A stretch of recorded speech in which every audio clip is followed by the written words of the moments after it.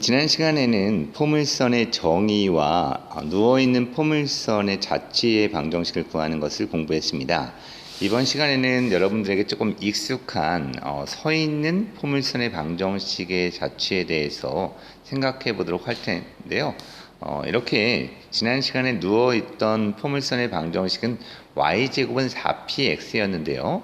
그래프라고 하는 것이 쓰게 된다라고 한다면 x와 y라고 하는 것이 바뀌니까 x의 제곱은 4py라고 하는 식을 만들어지게 됩니다. 왜냐하면 x와 y를 바꿨기 때문이죠. 식으로 한번 우리가 이 포물선의 방정식을 한번 완성해 보도록 할 텐데요. 정의를 한번 이용해서 생각을 해 보도록 하겠습니다.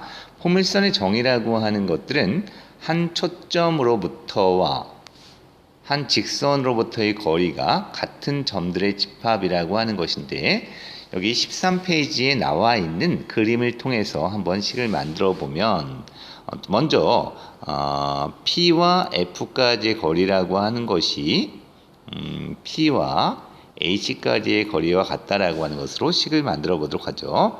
루트 그러면 P에서 F까지의 거리, P라고 하는 점의 초점의 좌표를 이번에는 Y축에 있기 때문에 X좌표가 0이고 초점의 좌표를 Y좌표가 P라고 0,P라고 잡아본다라고 한다면 X의 제곱 플러스 Y 마이너스 P의 제곱이라고 하는 것이 PF의 길이가 되겠죠.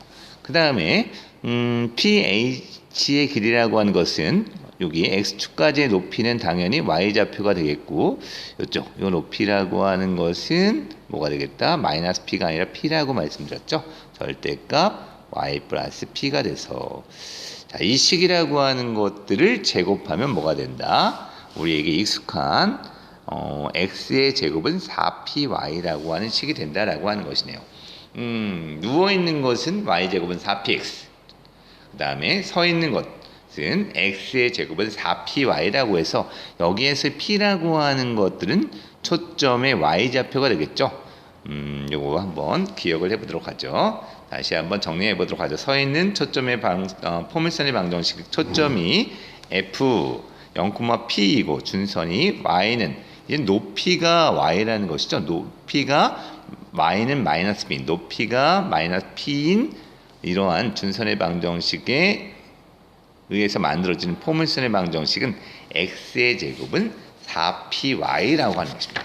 x의 제곱은 4py. 한번 기억을 다시 하면서 스스로 확인하기 문제 한번 살펴보도록 하겠습니다. 이번에 서 있는 포물선의 방정식이 나왔는데 초점의 좌표는 0,2이고 준선의 방정식은 높이가 마이너스 2인 직선의 방정식이다. 그렇다면 이 초점으로부터와 준선까지의 거리라고 하는 것들이 같은 점들의 집합인 x, y라고 하는 점의 자취는 어떻게 되겠는가 라고 하는 것인데, 바로 x의 제곱은 4py라고 하는 걸 이용해서 p가 뭡니까? 여기 초점의 y좌표, 즉 2를 대입하면 4 곱하기 2 곱하기 y. 자, 즉 우리가 원하는 포물선의 방정식은 딱 나온다라고 하는 것이 딱 나온다. x의 제곱은 8y라고 하는 식이 나온다라고 하는 것이네요.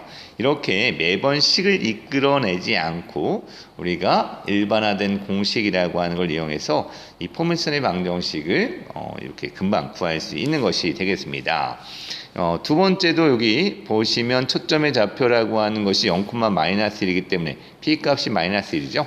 그러므로 x의 제곱은 4py라고 하는 것이니까 마이너스 4y라고 하는 것이 우리가 원하는 포물선의 방정식이 되겠다라고 하는 것이네요. 이렇게 공식이라고 하는 걸 외우는 것들은 오히려 문제라고 하는 걸 쉽게 해결하려고 하는 것이죠. 매번 정의대로 여러분들이 점과 점 사이의 거리와 점과 직선 사이의 거리를 구해서 방정식을 만드는 것보다 짝 x의 제곱은 4py 또는 y의 제곱은 4py x 아이고 헷갈리긴 한데 어쨌든 이렇게 서 있는 것은 x의 제곱은 4py다 라고 해서 문제를 풀어주시면 1번은 x의 제곱은 4py는 즉 y라고 하는 것이 되겠고요. 두 번째 x의 제곱은 그렇죠. 4 곱하기 마이너스 3 y니까 마이너스 12y가 되겠다라고 하는 걸 알 수가 있네요. 이제 2번도 한번 살펴보도록 하면 다음 포물선의 초점의 좌표와 준선의 방정식을 구하고 포물선도 그려보라 라고 했죠. x의 제곱은 4py에 의해서 초점의 좌표는 뭐가 되나요? 4분의 3이라고 하는 것이 된다라고 하는 걸 확인할 수가 있고, 그래서 이것은 초점이 x축 위에 양의 방향에 존재하면서 준선은 그 아래 존재하는 이러한 서 있는 포물선의 방정식이 된다. 반면에 2번 x의 제곱은 마이너스 8y라고 하는 포물선의 방정식은 초점의 좌표가 0, 마이너스 2가 되겠죠. 그러면서 준선은 이번에는 x축 위에 있게 된다. 그래서 그래프가 다음과 같이 그려진다라고 하는 걸 확인할 수가 있겠습니다. 어렵지 않은 것 같죠? 포물선의 방정식 아주 재미있는 내용들이 많이 있는데요. 지금은 우선 정의에 관한 것들을 좀 하고 이 포물선의 성질을 이용한 문제들 우리가 다뤄볼 수 있었으면 좋겠네요.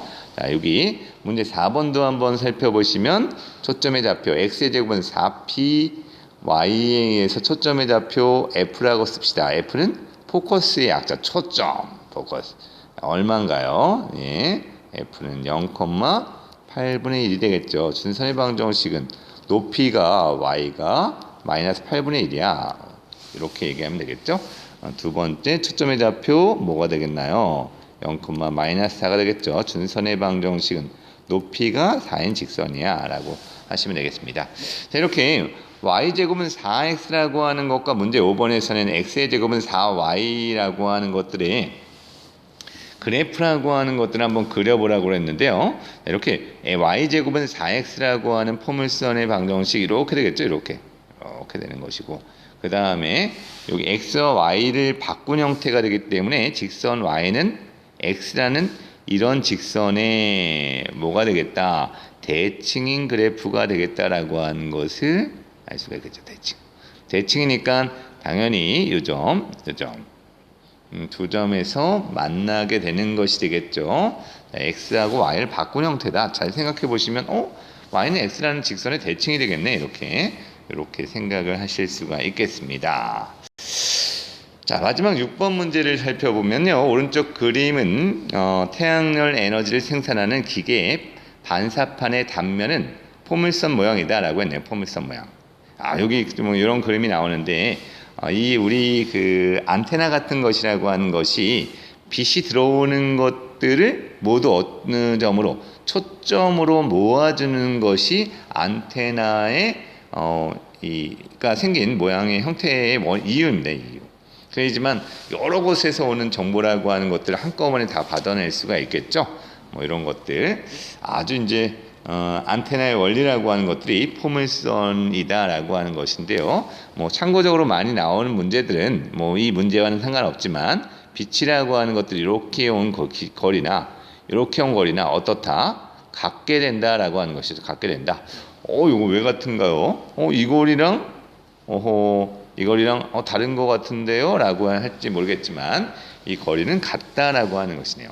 뭐 이거 나중에 다른 문제를 통해서 확인해 보도록 하고요. 자, 어쨌든 이러한 빛은 반사판에 반사되는 포물선의 초점에 위치해 있는 흡수관에 모인다라고 이렇게 나왔습니다. 흡수관은 포물선의 꼭지점으로부터 몇 미터 떨어졌을까라고 하는 것인데요. 이 흡수관이라고 하는 것들은 우리가 생각했을 때 포물선의 정의에 입각해서 본다라고 한다면 뭐다? 초점이다라고 하는 걸 얘기하는 것이죠. 그래서 이런 것들은 그림을 그린다라고 한다면 이렇게 되고, 자, 여기 좌우 높이가 정해져 있으니까 이 포물선의 점의 좌표가 x좌표는 2분의 3이라고 하는 것과 높이는 3이 아니라 이것도 3m의 반인 2분의 3이라고 하는 2분의 3, 2분의 3을 짓는다라고 해서 누워있는 포물선의 방정식이기 때문에 y제곱은 4px라고 하는 값에 대입을 하면 p의 값이라고 하는 초점의 좌표가 나오겠죠. 8분의 3이 나오겠다라고 하는 걸 알 수 있습니다. 오늘 수업은 여기까지 하도록 하겠습니다.